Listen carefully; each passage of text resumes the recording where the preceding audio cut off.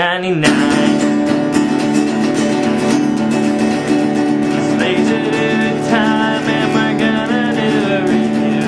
Yes, we're gonna review. Talk about movies and comics too. Let's all go watch the review. I am a Batman fan, and I'm a Canadian man. I do top 10 lists, and I eat ketchup chips.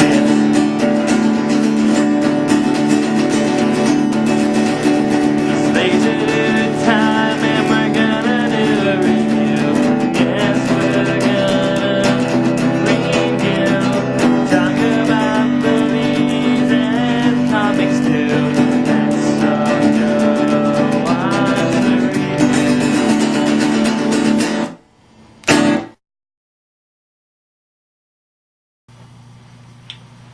What's up, everyone? It's me, Laser99. So, I am here to do a review of Ultimate X-Men Volume 1. I'm just starting to get into this. I just bought this like not too long ago. So, I am going to give my take on it. Just a quick recap on the Ultimate Universe for those who may not know.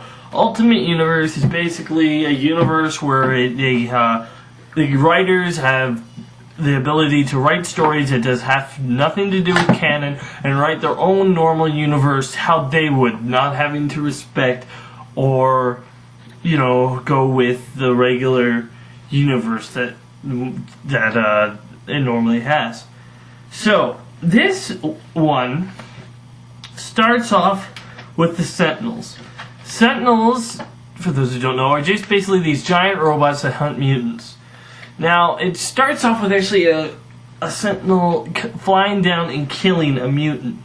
It again quickly goes, right after that scene, to the news media saying that the Sentinels have destroyed a giant mutant population, and that was part of a terrorist group, even though this kid was just walking down the street with a Freezy. I'm not sure if it's supposed to be the same story, but, whatever.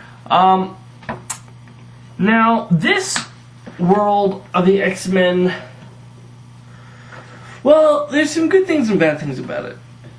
Now,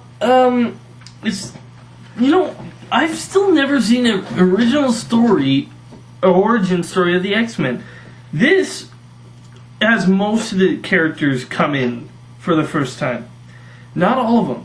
Jean Grey and Cyclops are still already with Professor Xavier. Now, why can't we do an X-Men story where you show the full version, where you show Xavier starting from the very beginning? I would like to see that, but that's not what we get, so oh well. Magneto's already been out and about for a while, and he's been sending bombs places with him and the Brotherhood of Mutants. So the first X-Men that we get to see drafted is we get to see Storm, Colossus, Beast, Iceman, and then eventually Wolverine. Now, as I said, Cyclops and Jean are already there. I'm going to talk about what the characters are. Storm is a little younger than normally she is in the X-Men story. So Storm is usually the second in command, but here she's like the second youngest. She's just starting to get used to her power. She doesn't really have faith in it. Once she uses it once and she gets knocked out. She's handled alright, I guess. I've never been a huge fan of Storm, so I never really cared that much.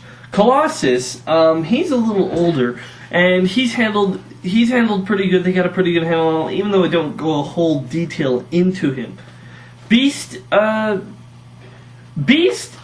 I like, except they throw that he's a scientist and stuff without ever hinting at it. You go from scenes with him jumping around, saving people with doing all this muscular activity, to him doing some scientific research on the X-Jet, or the Blackbird in this, while going, supersonic, all the jets going supersonic. It's like, oh, he's a scientist. Like, that might, for newer comers who don't know that Beast is a science geek, you might not have noticed. They might not know that, you know? Jean Grey, she's handled alright. I never really liked Jean Grey anyway, though, so, you know, she's handled good for who she is. Wolverine, for once, isn't the main character in this story. I know! Isn't it weird? I mean, you know, almost every single X-Men story, animated show, movie, it's always been about Wolverine, and finally, even though he's on the cover and the back, his story's not really about him. It's about the other X-Men get a more permanent, you get a more look at them than at Wolverine. You get stuff hinted at. It's like, Wolverine isn't, just out of mind. He's in the story, and he's pretty a pivotal thing, but, you know, it's not all about him. One thing I just want to say that I kind of have a problem with the X-Men universe is that, okay, humanity hates mutants, right? I get that. But I think I would rather have an actual reason other than they are different for hating mutants. Maybe just more along the majority of mutants, when they get their powers, go bonkers or something like that. There's a majority of mutants. Maybe some guy wrote a book on how mutants are destined to turn evil, and it, like, kind of like Seduction of the Innocent was for comic books. Just something like that. I would just want something more than they are different, so humans hate them. It's, I don't know. Code names. Okay, I always like code names in the X-Men universe. You know, for superheroes, there wasn't really any need for a code name. It's just what you were to keep your secret identity. For the X-Men, the reasons are much more deeper, and both Xavier and Magneto use code names, but they use it for different reasons, though they are similar. Xavier uses it because your original name is something that is given to you by your parents when you're a human. Giving yourself your own name is your own mutant name, your own mutant identity. And it's a way of getting to know yourself and accept your mutant powers, right? With Magneto, his is more, this past name is the name your human parents gave you. Well, depending if they are human. You know, sometimes they are mutant parents. So it's time to invent your own name because you are so far superior than them. However, they don't really go into that. He basically says you need a code name describing your basic skills. I don't know. One of the things that I really don't like about this is Xavier and Magneto relationship. Now, for the most, they do have good scenes individually, where, like, Xavier's in his library, and Beast asks why there's no books in it. And he says, well, I can read minds so well now that reading a book just seems trivial. So I decided to just sit in this room and read the minds of my favorite authors, see what they're writing. I thought that was very interesting. It's something that was very good.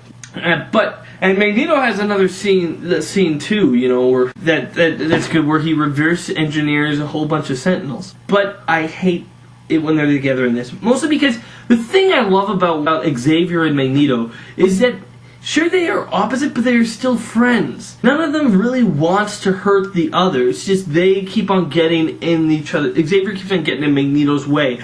Magneto says just remove him, and he doesn't hate the X-Men. He thinks they're misguided. He wouldn't, I don't think Magneto wouldn't bother killing an X-Men. It wouldn't cause him any, it wouldn't lose him any sleep. But I don't think he's like, oh, those darn X-Men, I must kill them. And same with Charles. He doesn't want to kill Charles. In fact, I bet he would rather not if the choice was up to him. And same with Xavier. But in this, they truly say that I would kill you if I had the chance. And in the end scene, I don't want to say what's going on, but Magneto's actually trying to kill. He's trying to kill Xavier. He actually surrounds him by a whole bunch of guns and says, "Do you want any last words?" And he's gonna kill him. I won't say how he doesn't, but through a little bit of circumstance, Magneto's helmet gets knocked off. And then what does Xavier do? He actually makes him kind of implode on himself. Obviously he doesn't die because, this is the Ultimate Universe and Magneto plays a big, big role later on. But that's what was Xavier's full intent, was to kill him. He actually says, give my regards to the dodo, the extinct bird. So I'm like, jeez.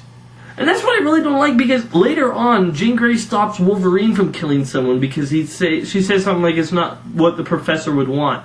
Or something like that. I'm thinking, dude, he just killed this guy. He just said, give my he's like basically saying good riddance. There are a few other things I don't like how Wolverine turns from the bad guys to the good guys' side. There's no real explanation there. And how Cyclops goes from the good guys' side to the bad guys' side back to good guys. There's no real reason or explanation. But besides that, this is a good read, and I'll give it... I would have to give Ultimate X-Men 6 out of 10. So remember, guys, I'm LaserDude99, and if I don't like it, it's not worth it. Adios, amigos. Be sure to check out more of my other videos on my channel.